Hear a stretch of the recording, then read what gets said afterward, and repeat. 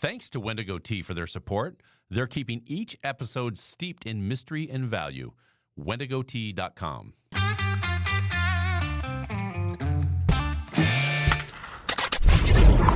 Your daily game plan for success. It's Sax in the Morning. Steve Sax.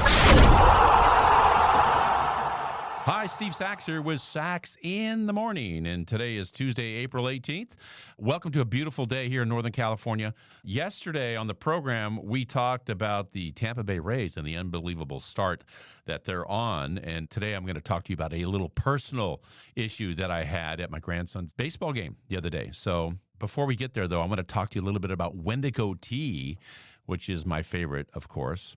And you can get this at WendigoTea.com. It's some of the best, well-sourced loose-leaf tea in the world. My favorite, Bigfoot black tea, and I don't know, a lot of people like the King Dragon oolong tea. So you can get your tea at WendigoTea.com, and don't be afraid to put in the promo code of SAX, S-A-X, at checkout and save 15% on your order. All right, let's talk about a little bit of something that I had to watch at my son's Little League game. Now, listen, I want to let everybody know I don't want to be one of those parents, grandparents, whatever you want to call it.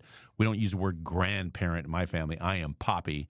So I'm at the game watching my grandson play, and there's a play at the plate. There's a base hit to center field. The guy rounds third, coming to home. The ball and the runner reach the plate at about the same time. And so you know what happens when this instance arises. There's a collision at the plate.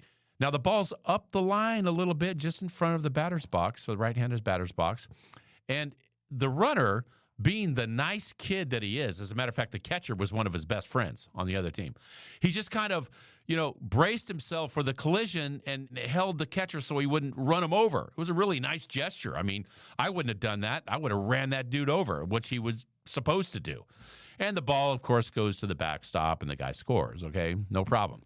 Well, the umpire, needing 5 minutes of fame in Little League or whatever he was doing, calls timeout, screams timeout, gets everybody's attention. The runner, he exclaimed, is out. And the runner, he proudly boasted, is out of this game. He is kicked out of the game. And everybody's got this befuddled look on their face in the stands, like, what the heck is going on? You kicked this guy out of the game for a perfectly normal play? And he yells out to everybody, excessive extension of the arms. Excessive extension of the arms. That's a new damn rule, apparently, in Little League. Or he tried to make people think he was, because I went behind the scenes here, and I asked everybody that I knew, including people that are on the boards of Little League. I looked in the rule book.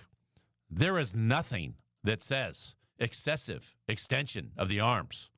This is a ridiculous, crazy thing that we have infected now. We have infected our youth with all these stupid, silly rules and whatever you want to call it. But, I just think there's an overall message here, right? And that overall message is that, look, it's all the way down to Little League now. Obviously, I experienced it. But we can't let this permeate throughout our society. I mean, we see this in the major leagues now. I mean, instead of getting out of the way of a double play, like Miguel Tejada should have done when he was in the playoffs several years ago, he's right in the line of the runner with his leg locked out, throwing to first base, and he gets his knee blown up. Oh, guess what? Maybe you should learn to turn a double play correctly. Or the Pittsburgh Pirates player from Korea, Jung-Ho Kang, when he got his knee blown up for the same thing. So what do? Instead of teaching the guys to turn the double play the right way, they changed the rules. Can't touch the guy now. Might hurt him. Really? You might hurt him? Well, you know what? There's never been a greater example of this than in the Pro Bowl this past year, right?